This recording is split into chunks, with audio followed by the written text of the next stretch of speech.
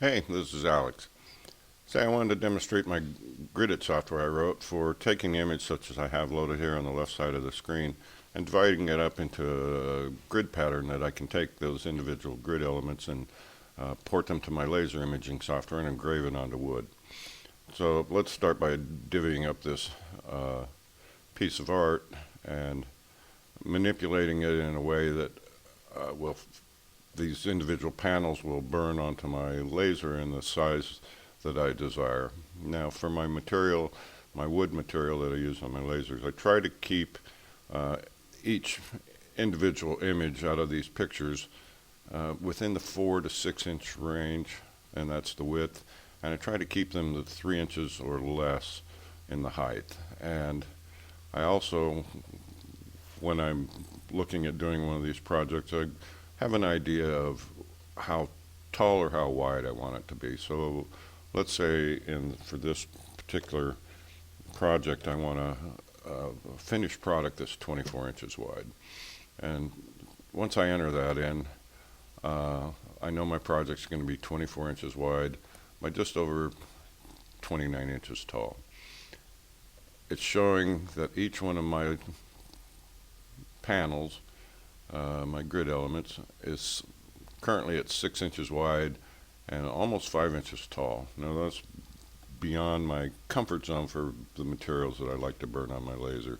So let's start playing with the rows and columns and see if we can find a suitable combination of columns and rows that gives me the finished dimensions I want. So I've changed my columns to 5 and 9 rows, and now I've got a width for each one of these panels. It's under 5 inches, but I'm still a little bit tall on the wood I want to use, at just about 3¼ inches tall. So let's take rows up to 10 and see. Now I'm under 3 inches. I'm under 5, just under 5 inches on the width, and so these panels are going to be individual files, and they will be loaded into my imaging software and burned onto my blanks. And my blanks at this current setting of 5 columns and 10 rows gives me a size that I'm comfortable with working on my laser equipment. Now ignore mod values. If we take the width of this image and divide it by the number of columns, there's a remainder. It's not evenly divisible, and that's what mod x is 3 is telling us, that there's a modulus, which is just a fancy name for a remainder. If I toggle ignore mod values on and off, we'll actually see the right side of this picture get bigger and then get smaller again. So there it got bigger, there it got smaller. Now the same applies for the height of the image. If it's not evenly divisible by the number of rows, then we can also end up with a mod value for the height, and it only affects, for height differences, modulus, the height of these bottom images, and the mod x only affects this right side. I ignore mod values because I want every panel in this finished product to be identical in size. And so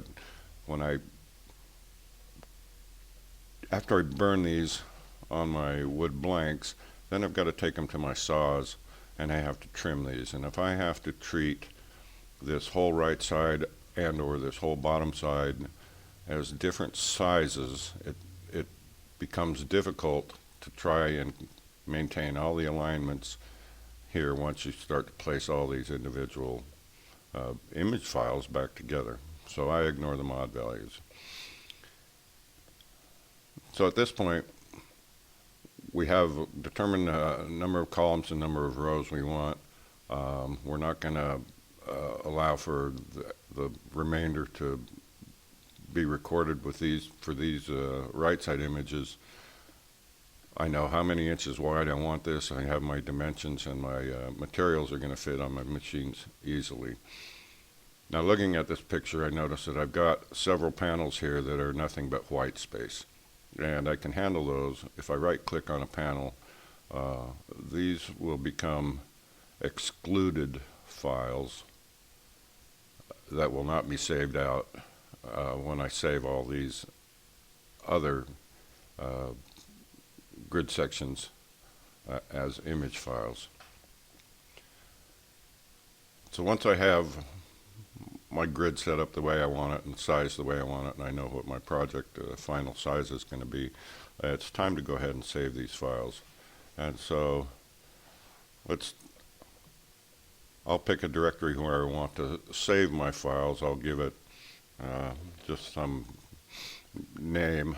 I tend to save in JPEG format, and I usually set my compression value at about 95, and that gives me good quality images to port to my laser imaging software.